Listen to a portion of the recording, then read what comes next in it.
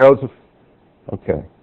So let me introduce today's speaker, who is Dr. Harold McFarlane. He's the Deputy Associate Laboratory Director for Nuclear Programs and the Director of the Space Nuclear Systems and Technology Division of the new Idaho National Laboratory.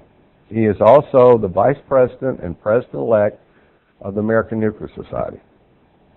Harold received a BS in Physics from the University of Texas. That's the other UT, in 1967.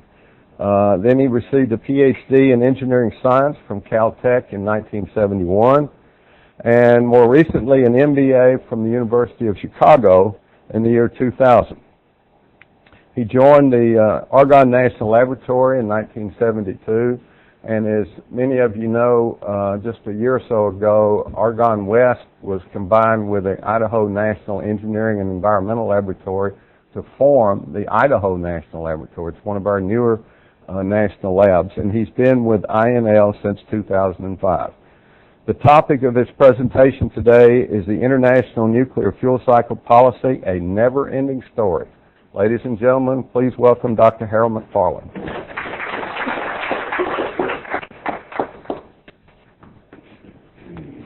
Thank you, Dr. Dodds. It's certainly a pleasure to be here, and a little bit intimidating to have as many technical support people as we have almost audience, so but I'll try not to screw this up too badly in today's presentation. But it's a real thrill for me. It's the first time I have been on the campus of the University of Tennessee. It's very, very nice and a beautiful spring day. So hopefully this talk will stimulate a few questions for you. This is a little bit of a guinea pig trial. Several of us got to talking about nuclear fuel cycle policy, and really the nuclear engineering students don't get a lot of exposure to it. But those of us who are looking mainly back on our careers realize that it has had quite an impact on the things that we've done or been allowed to do, and so I think that maybe we're going to try to get around and do these kind of things more often to give people a little bit better idea of what the background is. So with that, we'll get started. When I say this is a never-ending story, one thing is I've just looked to see what was in the news the last 2 days, and I say that I've done a talk like this once for our class for political science at the University of Nevada. And I was able to pick a headline out that morning before I gave class. But yesterday, I think many of you saw the news that Iran had successfully enriched uranium, or at least is claiming to have done so.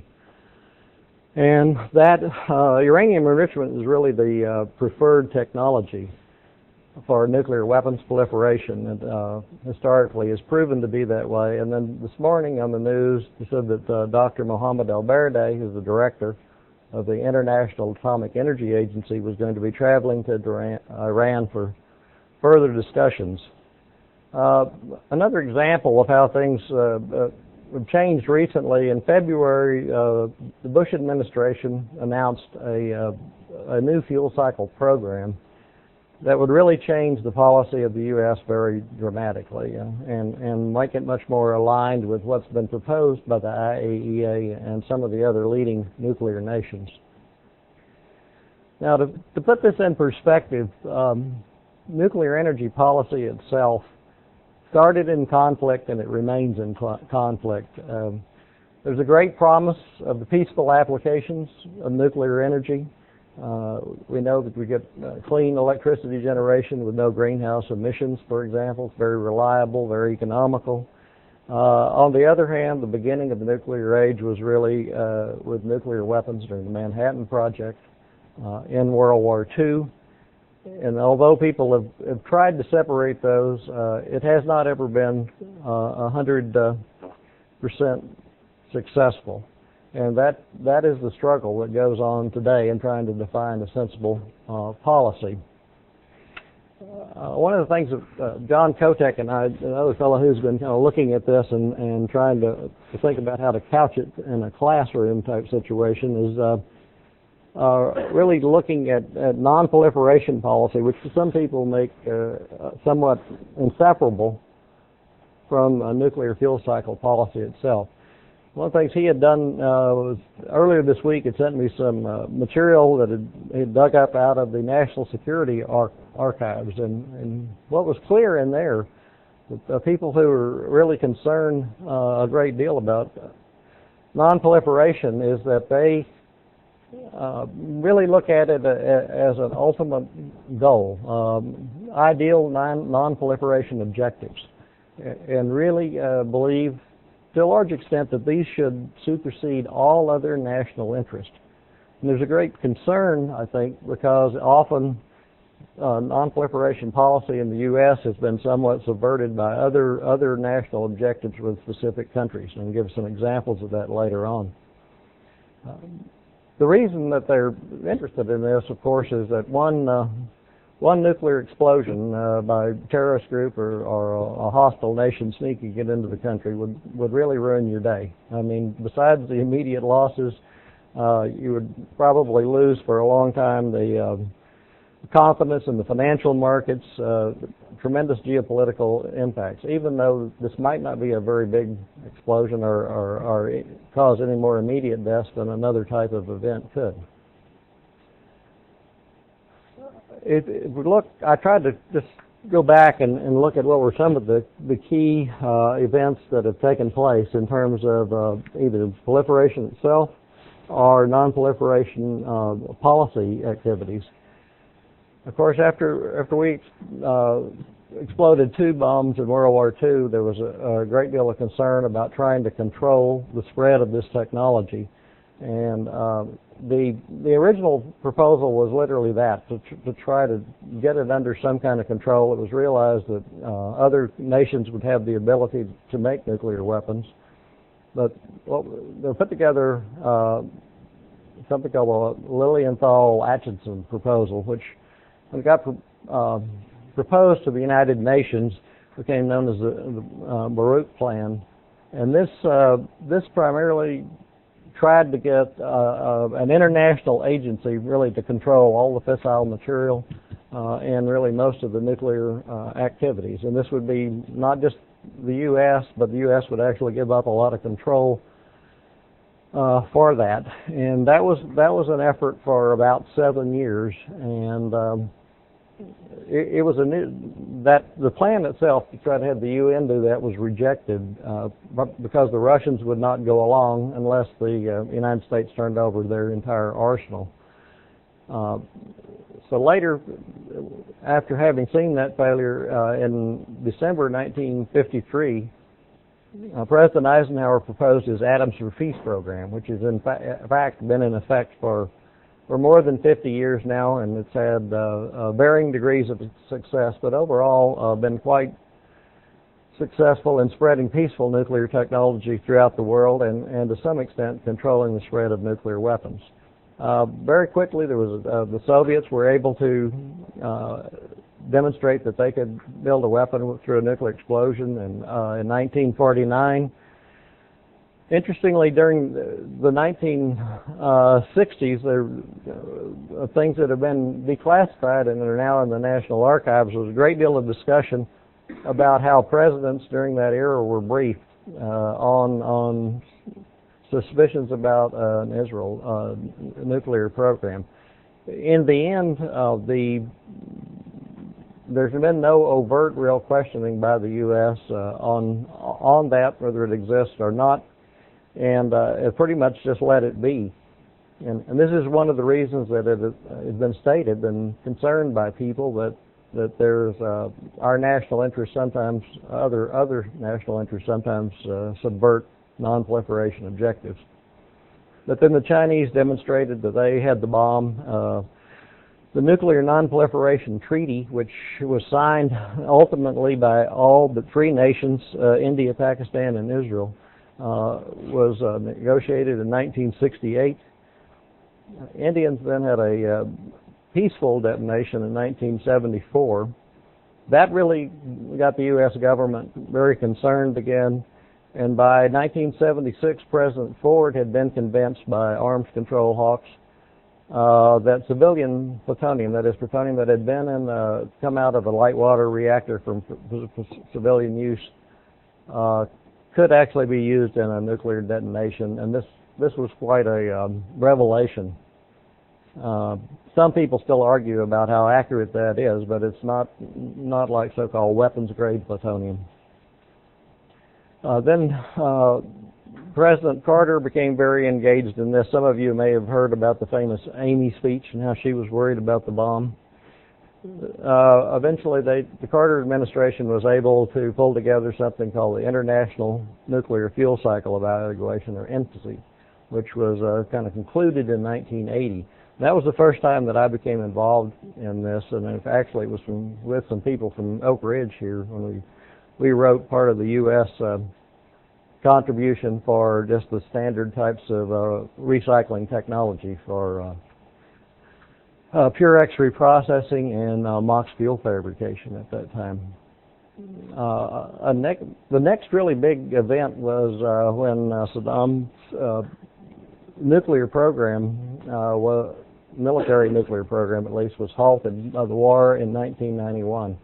There's a great deal of evidence that they were fairly far along and had tried originally calutron technology. I think they had bought a number of centrifuges and material to build their own centrifuges. Actually had done a marvelous engineering job, really.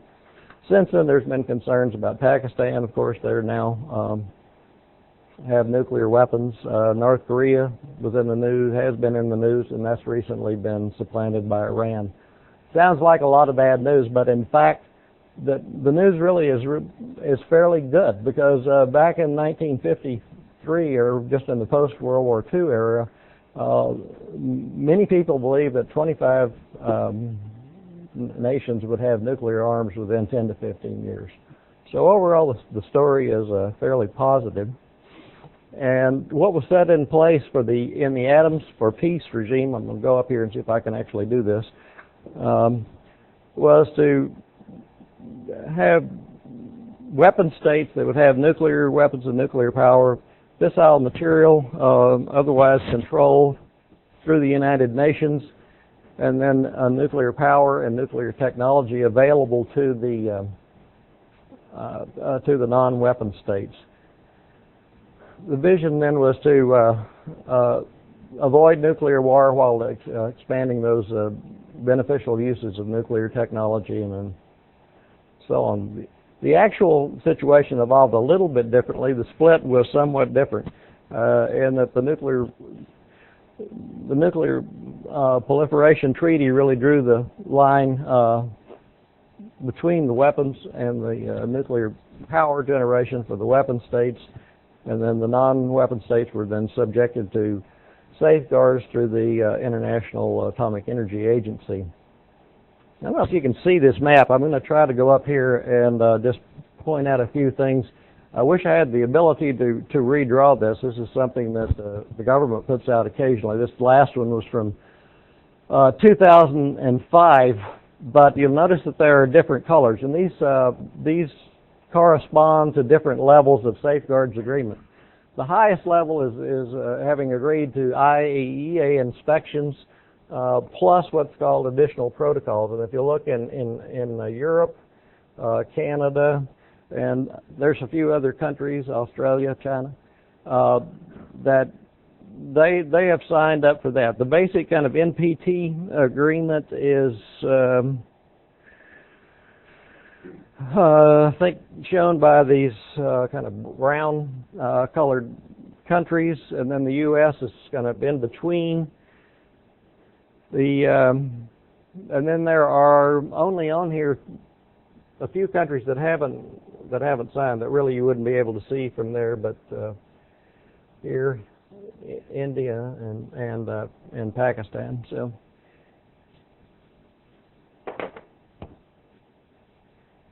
I had to draw on the board once just to show I could do it. One indication that to some extent this non-proliferation regime internationally has worked is that Dr. Alberti and the IAEA were awarded the Nobel Peace Prize last year. And I thought this was a really terrific accomplishment right at this time when nuclear power is expanding all over the world and appears to be going to expand here in the United States again. But in his speech, he pointed out that they do much more. In fact, most of their activities are not with nuclear nonproliferation compliance. It's really reaching out and helping developing nations with assistance in agriculture, medicine, water supplies, even doing studies on climate change, and then eventually, and also with nuclear power. So I think that to a large extent, this helps our situation quite dramatically.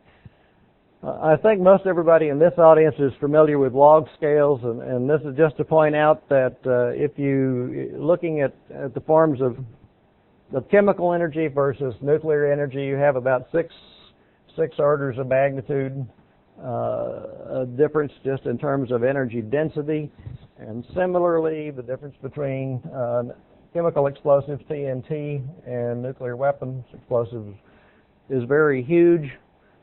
Given this concern, then I guess you point out the question, well, why even consider nuclear?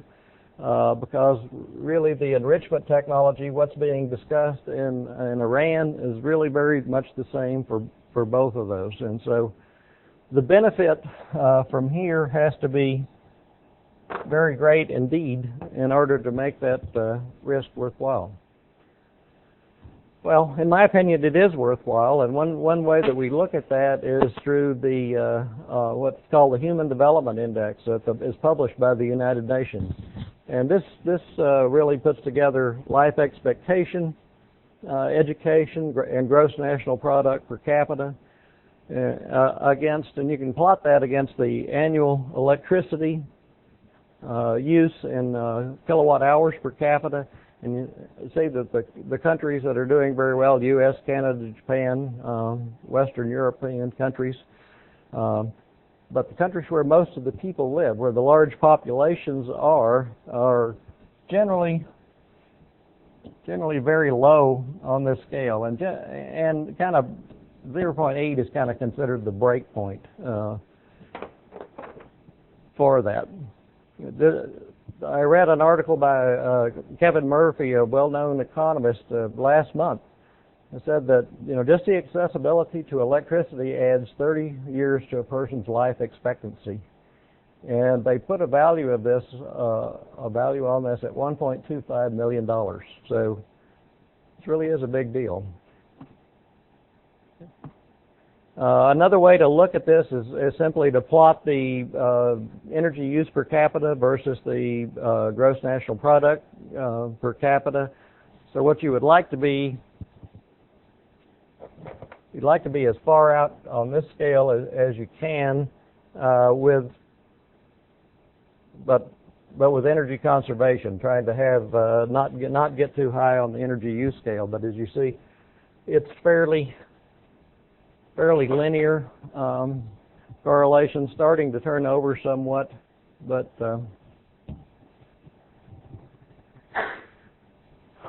again, the people that in the countries that are really growing and that have high technology, looking at Southeast Asia particularly, where we expect to have 1.5 billion people by the mid-century in India and China. They're very, very low on either of those measures, and they're really trying to put in tremendous power generation capabilities, which I think they'll be successful in doing.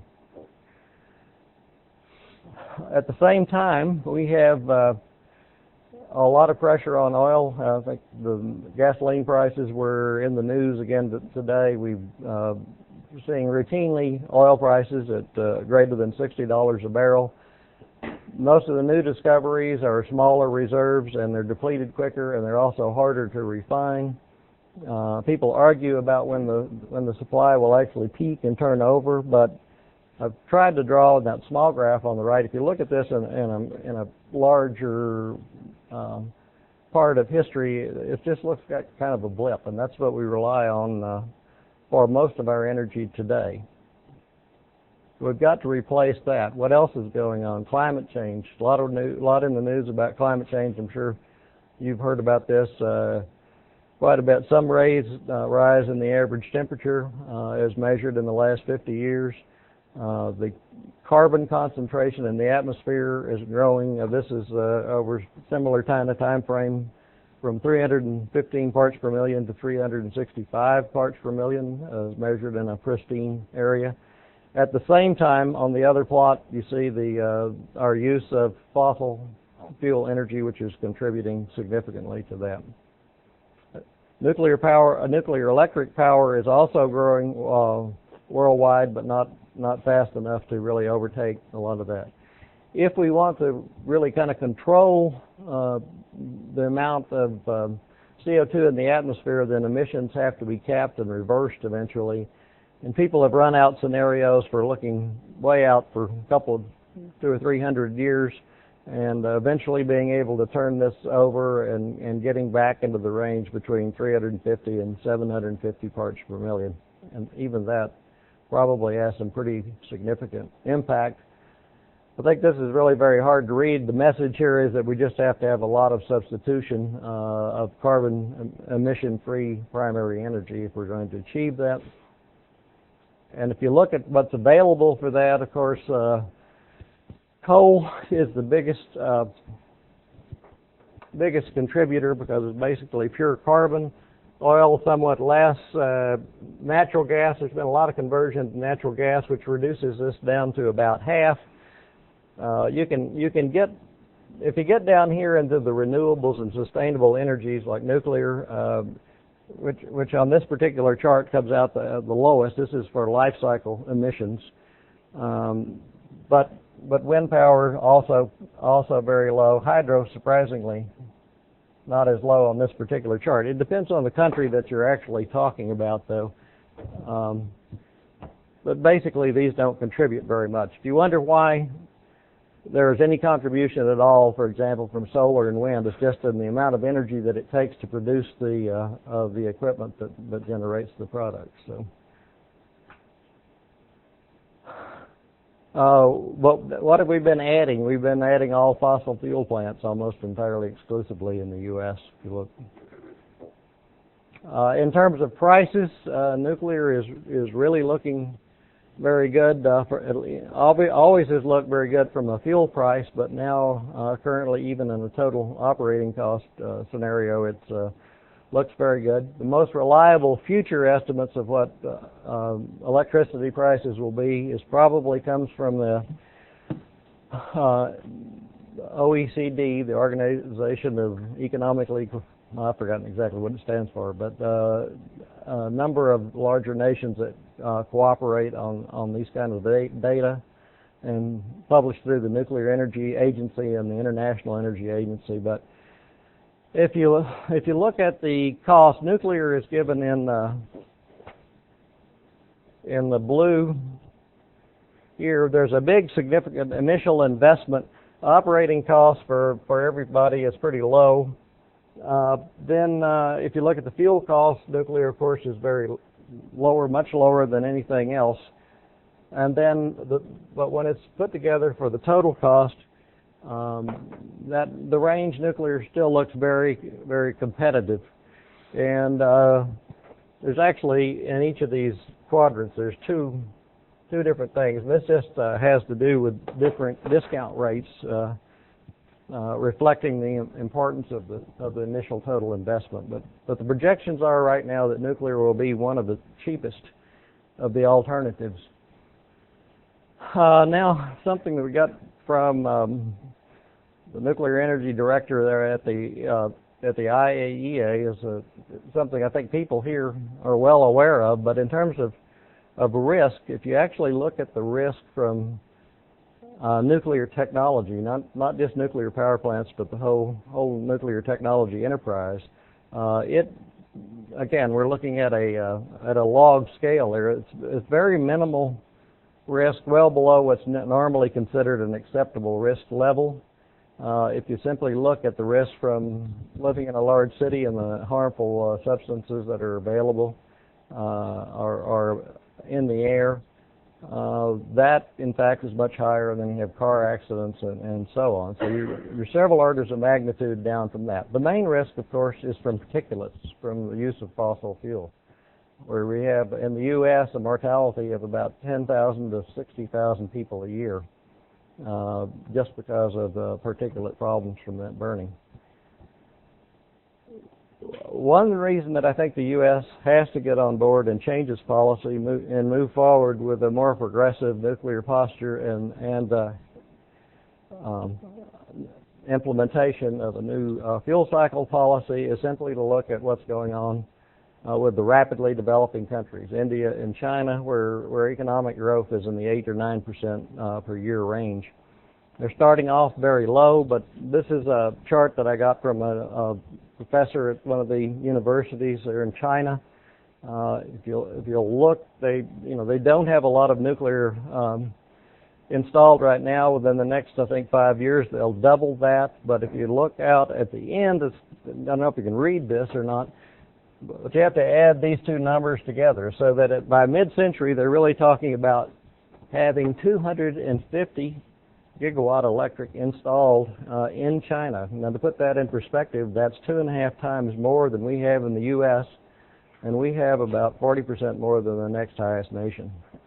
So this is a lot of nuclear development. India's curves look exactly the same. You'll also notice on that they're not talking about today's technology. They're actually talking about going to fast breeder reactors in order to control uranium commodity prices. Much scarier to me on that chart, though, is the amount of coal development that they plan to use. I think it is fortunate they do have a lot of hydroelectric that's available. I'm going to skip. There are other types of applications, particularly here in the U.S. and some parts of the world where water is a problem, which might drive the growth of nuclear energy somewhat faster internationally than just electricity production. I think most of you are quite well aware of what our fuel cycle policy has been to date. We mine the uranium and convert it. Eventually, when we make nuclear fuel out of it, we put it through the reactor. Then we store it right now at the reactor sites with the idea of sending it to a deep geologic repository. The other option, which is used in some countries, is to reprocess that fuel, reclaim the usable energy, send only the waste to the repository and the fuel back to the reactor. So right now, the U.S. is considering perhaps, I didn't get that completely on there, rather to switch from this from a direct disposal type of system, which now accounts for roughly half of the decided countries in terms of mass. This is about 20.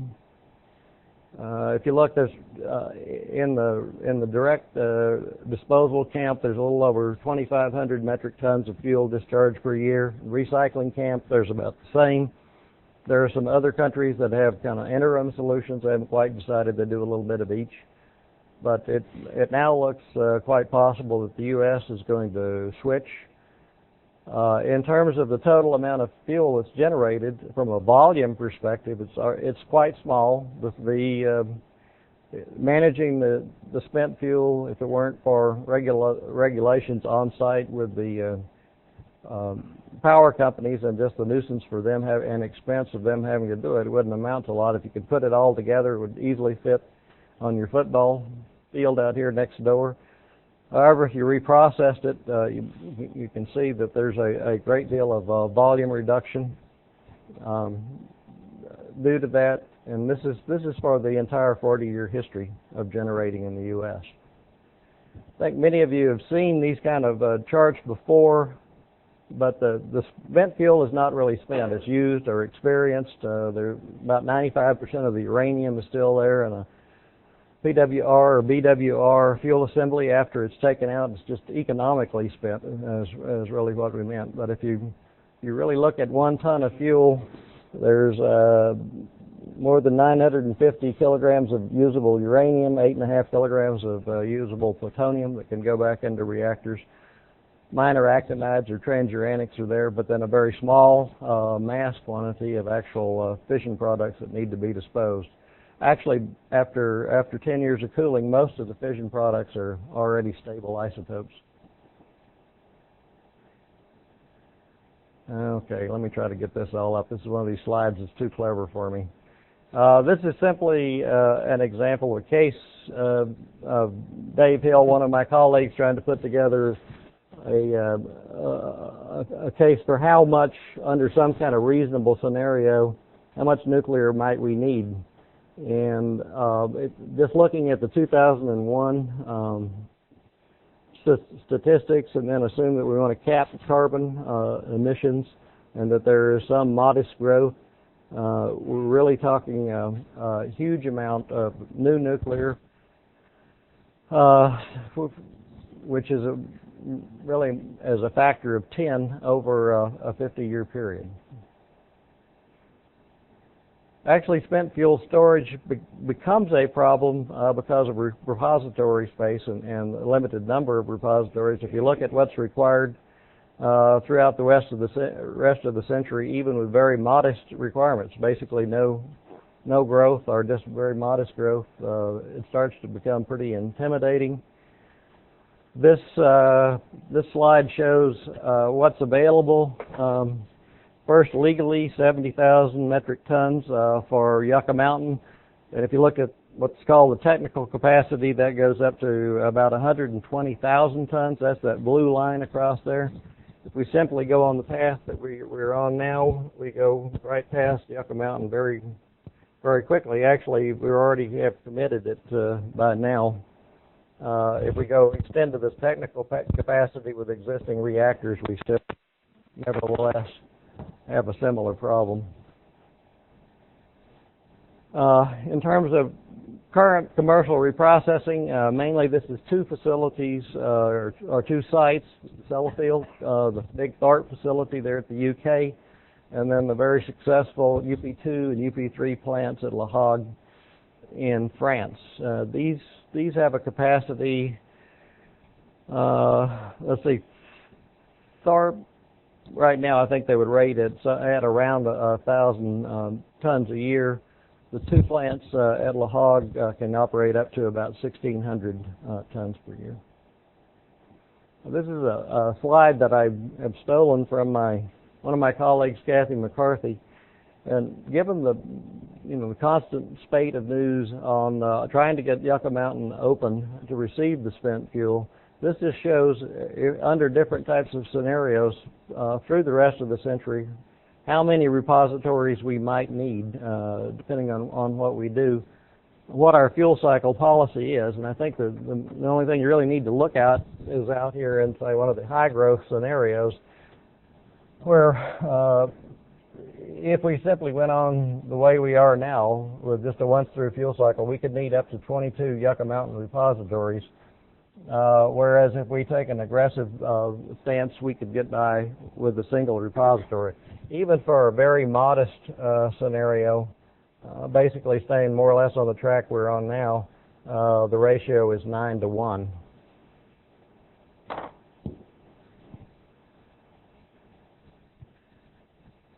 However, if we're going to implement reprocessing in this country, we have and internationally, there's quite a legacy to live down because we did a lot of reprocessing during the Cold War. In fact, remember I showed you on that other slide, we had generated about 44,000 tons of spent fuel in all the nuclear power production to date, 40 years of work. Well, in the arms race, we processed, I think, about 170,000 tons, about 3 times that much. And really before we were ready to deal with the waste. And the result has been that we've been cleaning up and paying for that ever since at many Department of Energy sites around the country. There's still a lot of radioactive material out there, and it's going to be quite a few more years before that's dealt with adequately. Russia, on the other hand, did even more reprocessing. They did about 300,000 tons. And if you think about it, I said the total commercial capacity today is something like 2,500 tons. So it would take like a century to do that much reprocessing like we have commercially. So there was a lot of radioactive material that was either dumped or stored inadequately, and it has quite an expensive environmental legacy, and it's one that has to be dealt with before we can go very far. On the other hand, the industrial experience has actually been quite good. This graph is not too easy to read. It's from Kojima, the Riva plant there in La Hague. Basically, the big blue blob on the right shows that's the amount of fuel that they processed over a period of time starting about 1976. The red and yellow lines show some of the emissions that they have had and how that has come down, and the dose rates have come down. They are actually, at this point, really quite minimal. I'm sure many of you have seen slides like this before about looking at just the radiotoxicity levels of fuel. If you simply take it and discharge it, again, we have one of these log plots, but you go out here for hundreds of thousands of years before that radiotoxicity drops down to the level of natural uranium ore, which people sort of choose as a good measure to have. Now, if you were to take all the transuranics and leave only the waste fission products in here, you can see this really drops down quite quickly. It's only 300 years. I think this is a very important story and one that people need to be aware of.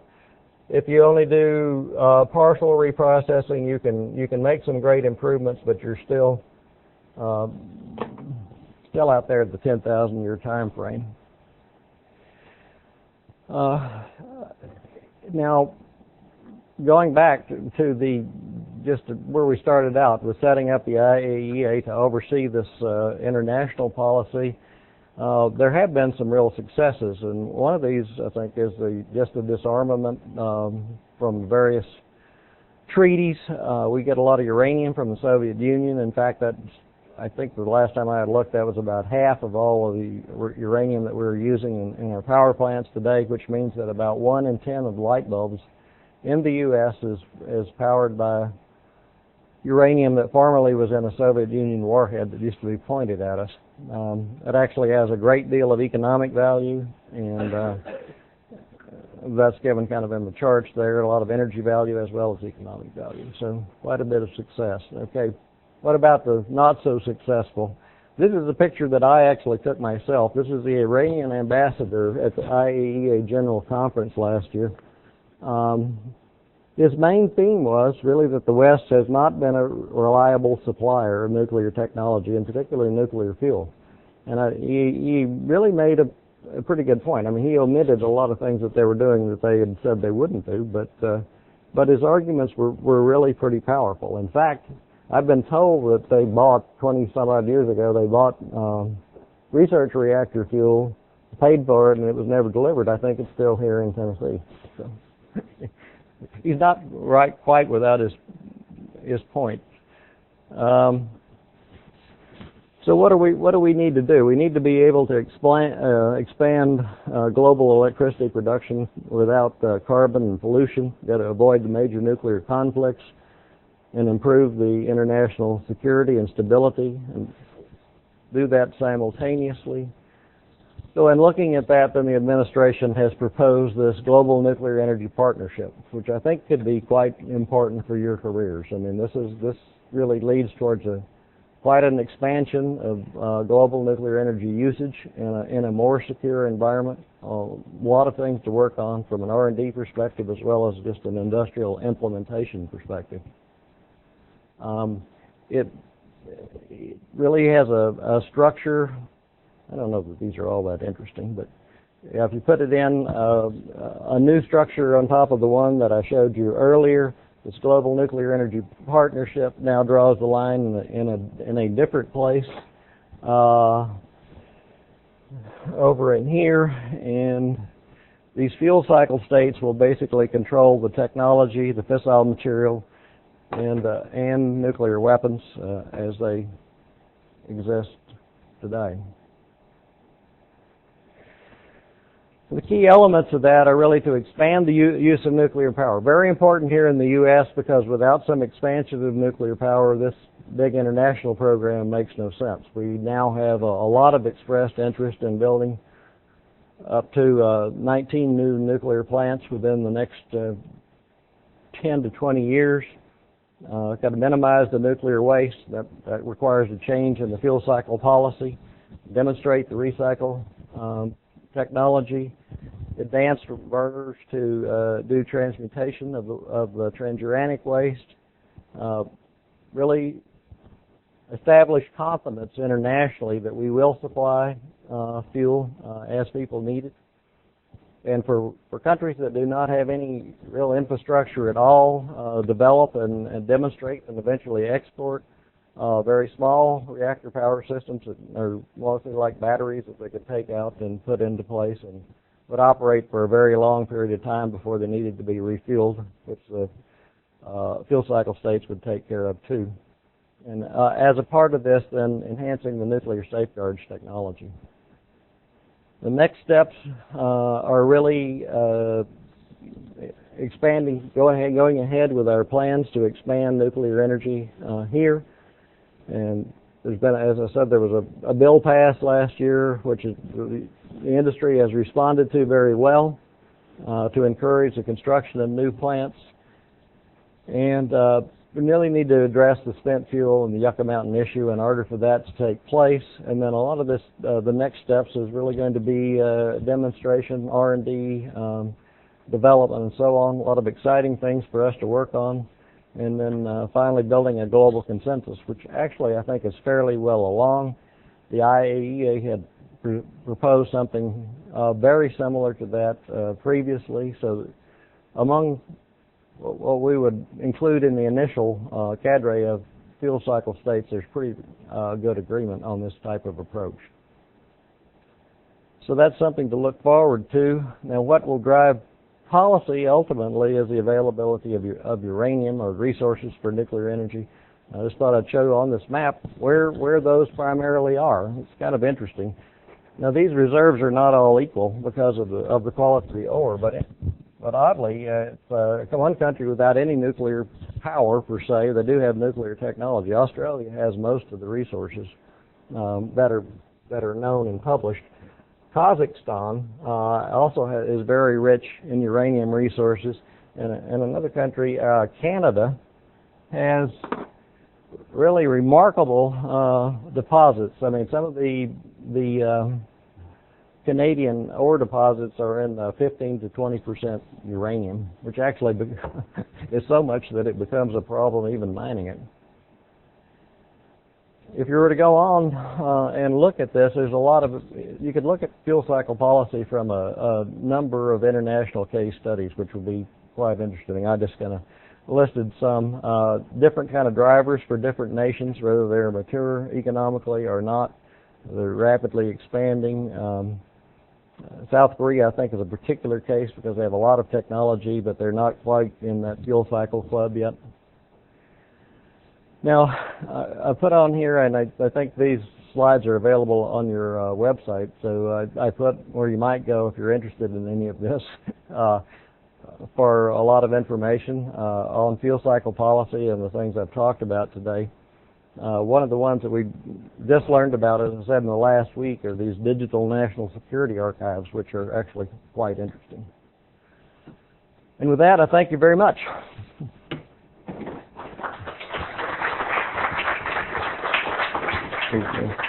Okay, we have time for questions and comments from the audience.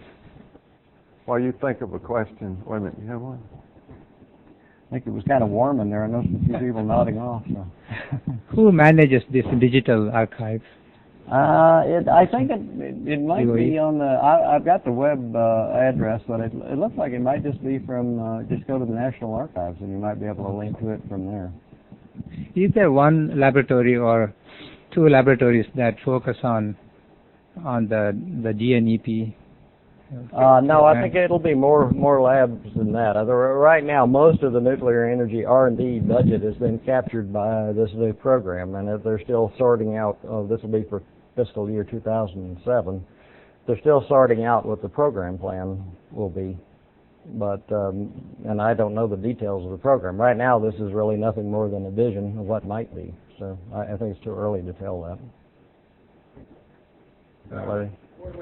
Larry, wait on the mic. When they show the nuclear fuel becoming less toxic than natural uranium ore, are they assuming that it is uniformly distributed over the repository in a density that is reflective of the mass they put in it, or are they looking at the individual pellets? Well, that's a very good question, and I thought of another question I would add to that.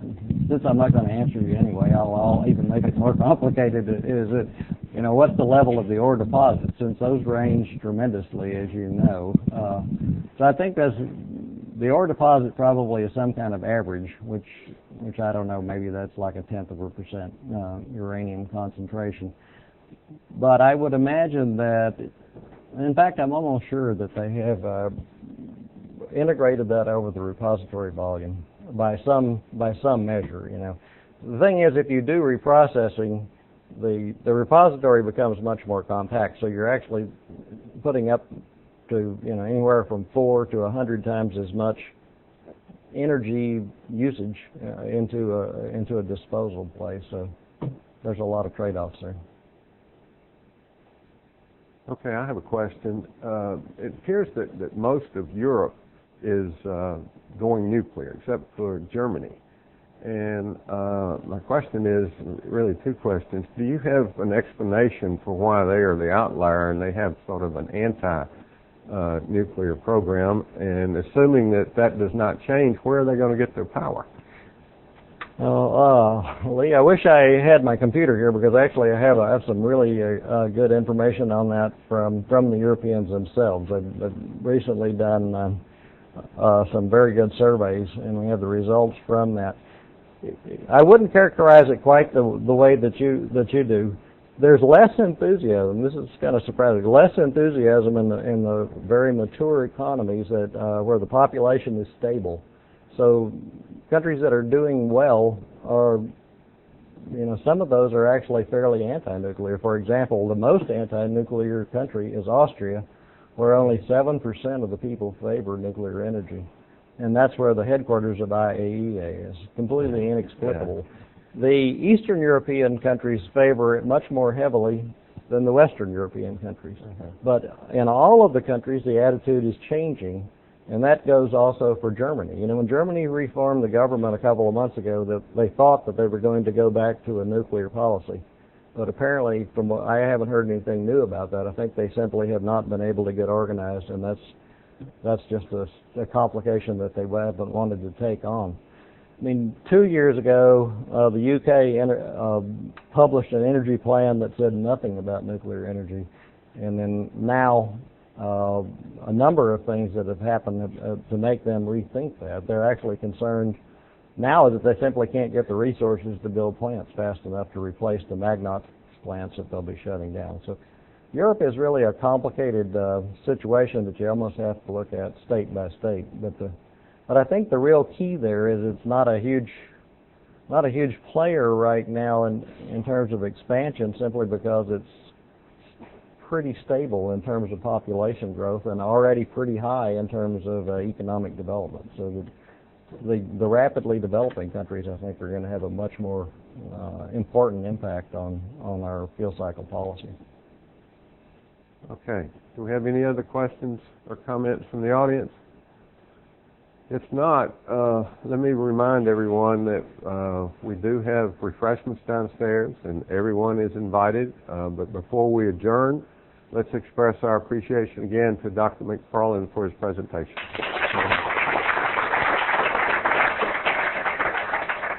Let me add my